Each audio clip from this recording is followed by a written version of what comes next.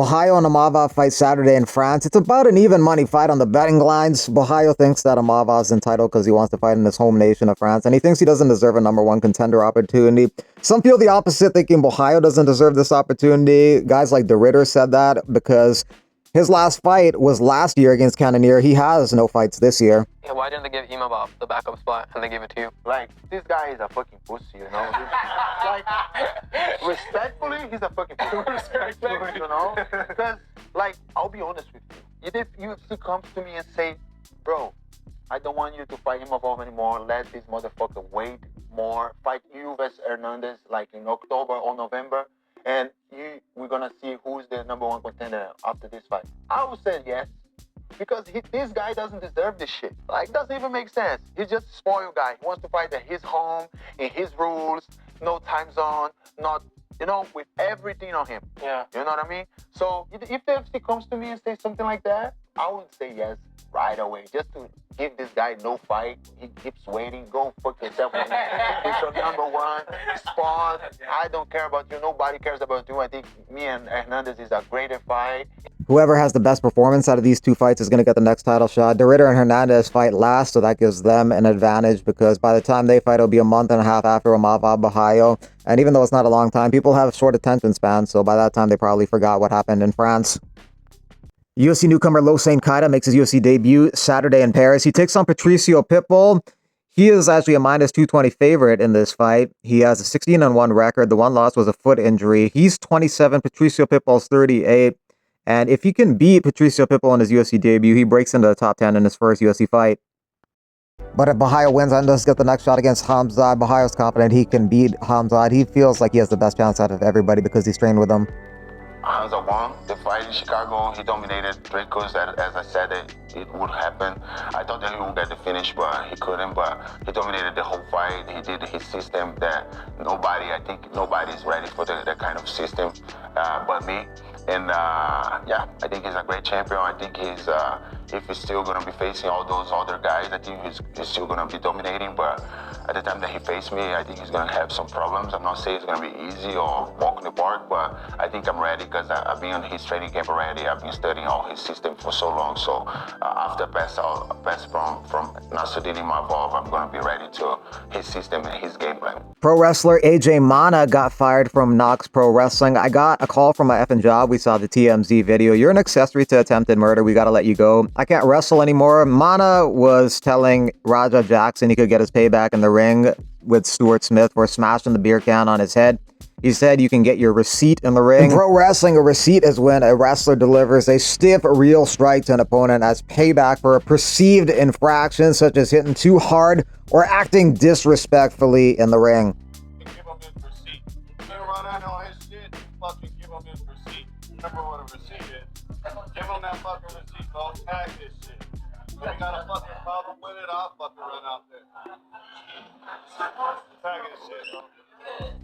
I think everyone assumes he didn't mean slam him unconscious and land over 20 strikes to his unconscious body and almost kill him, but I guess he's feeling the heat from this situation too. He's kind of distanced himself by saying he was in character at the time. Pro wrestling is a weird entity. Everything real gets incorporated into the show. If you're going to commit a crime, doing it at a pro wrestling event is maybe a good idea because everything just gets swept under the rug as part of theater. Anything real gets incorporated into the show, so Mana said the truth is I was in character and speaking the language of wrestling. Everything I said was part of the show. I never intended or encouraged real harm. This was a situation that unfortunately got out of hand due to miscommunication behind the scenes. Alex Pereira, the underdog against Magomed Ankalaev for their rematch. DDP's coach doesn't seem to respect Alex Pereira's game too much. He thinks he's trash in almost all aspects of the game, including the ground. But since DDP was handled so easily by Khamzat, some people think he shouldn't talk. Waits for you to make a mistake with waiting. And that's the only thing that Pereira does. He waits for you to make a mistake with, waits for you to get in or come in, and then he hooks you. What else can he do? And that stupid low of his. What else can he do? He's shit in the clinch. He's shit on the floor. He's shit in grappling. And we saw him getting out. Ankalaev did a pretty good job of outboxing him, kickboxing him. UFC 320, 321, and 22 are all set. Rumored for 323 was Topuria versus Gaethje. No confirmation there. That's December 6th in Vegas. Topuria will probably be on that card. Either Gaethje or Arman will be his opponents. Also rumored for that card is Pantoja versus Van for the flyweight belt. But Volkanovski and Lerone Murphy want to fight in December for the featherweight title. Murphy says he sees holes in Volk's game, spotted flaws he can exploit. He is keeping those details quiet, but his approach as a technical striker suggests he's looking at fine details and patterns in Volk's game. So he is well-rounded, though. Volk is probably subtle opportunities for counters and timing adjustments and things like that Murphy's looking at. Murphy's framing himself as a technician who can capitalize on fine details of Volk's style. He was able to capitalize on the aggression of Aaron Pico in his last fight, knocked him out with a spinning back elbow, and got this title shot. Mason Jones coming off a win over Jeremy Stephens via decision in his return to the UFC. Now he takes on Balaji Oki this weekend. He's confident he can sub him on the ground, although that's not how he normally wins fights these days. But he's also confident he can hang with him on the feet, but admits that Balaji Oki has a ton of power. He looks like he hits like a truck, and I can't wait to get in there and trade with him. But I just think I'm smarter. I think my fight IQ is so much better than his.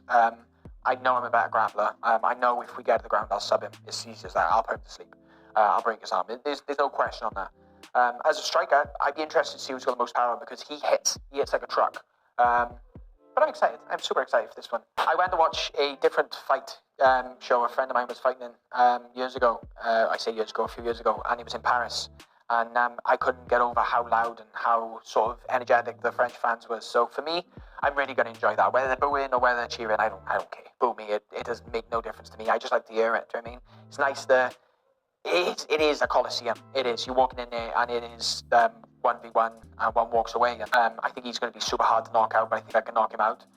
If it goes down, I'll sub him. There's no question about it. I'm not interested in going in there making a boring fight. I never am. The Jeremy fight, the third round, people didn't like, but I had to get the job done the way I needed to get the job done. And Jeremy didn't really want to know when it came to the wrestling exchanges, and he made it a boring fight. If he'd fought back more, I would have subbed him. So each their own. But